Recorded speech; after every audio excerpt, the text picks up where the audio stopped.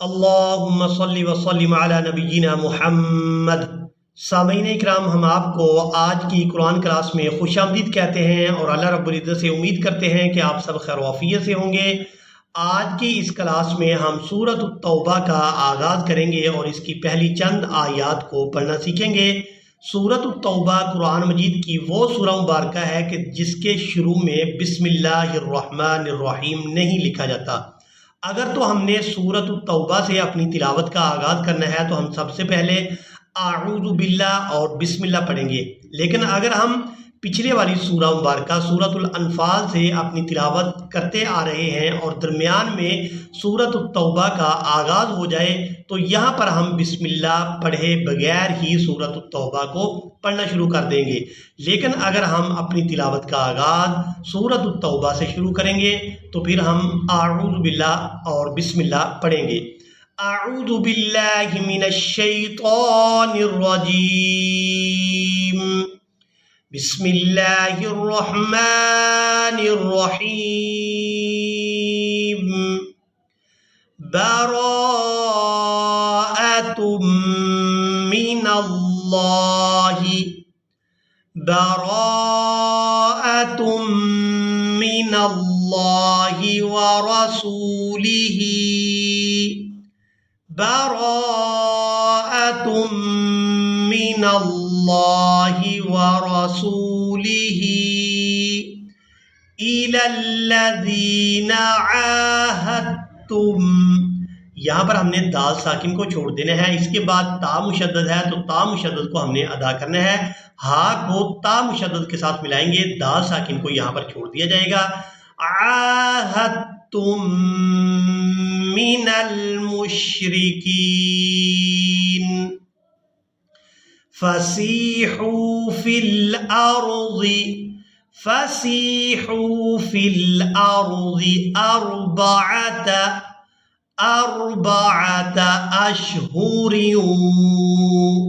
را واو دو زیر ریوں، اشہر وَاعْلَمُوا أَنَّكُمْ غَيْرُ مُعْجِزِ اللَّهِ، غَيْرُ مُعْجِزِ اللَّهِ۔ اب یہاں پر آپ لوگ لام الف علامات وقف میں سے دیکھ رہے ہیں، جہاں پر بھی آیت کے درمیان لام الف آئے گا تو وہاں پر وقف کرنے کی اجازت نہیں ہوتی۔ غیر معجز اللہ وَأَنَّ اللَّهَ مُخْزِي الْكَافِرِينَ، مُخْزِي الْكَافِرِينَ، وَأَذَانٌ مِّنَ اللَّهِ وَرَسُولِهِ، وَأَذَانٌ مِّنَ اللَّهِ وَرَسُولِهِ إِلَى النَّاسِ يَوْمَ الْحَجِّ الْأَكْبَرِ، إِلَى النَّاسِ يَوْمَ الْحَجِّ الْأَكْبَرِ أَنَّ اللَّهَ بَرِيءٌ من المشرکین، ان اللہ بریء من المشرکین ورسولہ۔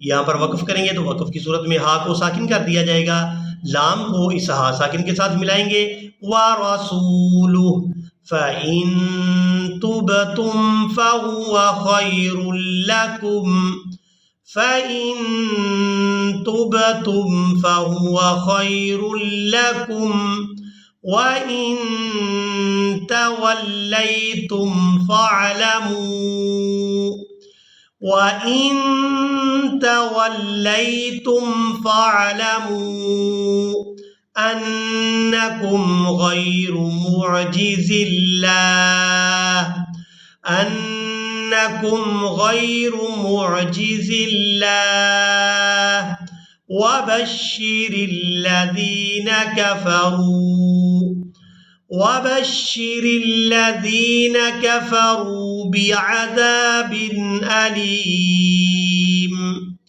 بعذاب أليم إلا الذين عاهدتم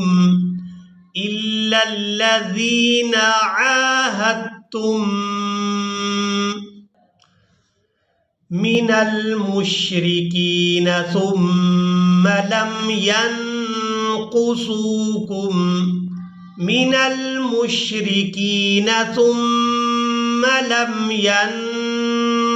ينقصوكم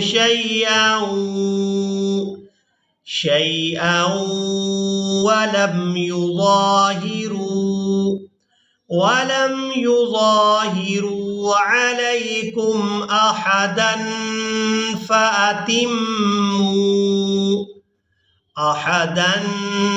فأتموا إليهم عهدهم إلى مدتهم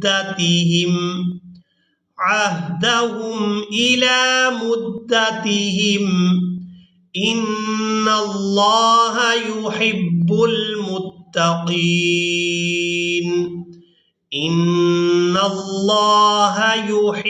المتقين.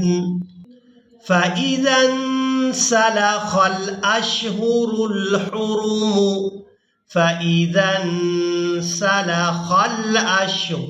الحرم فاقتلوا المشركين حيث وجدتموهم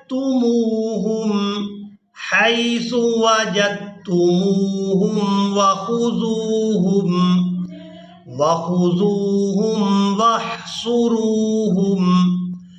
واحصروهم واقعدوا لهم كل مرصد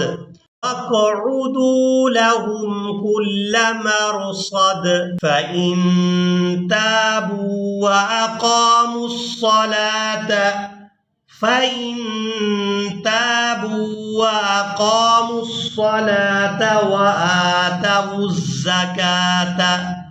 وآتوا الزكاة فخلوا سبيلهم إن الله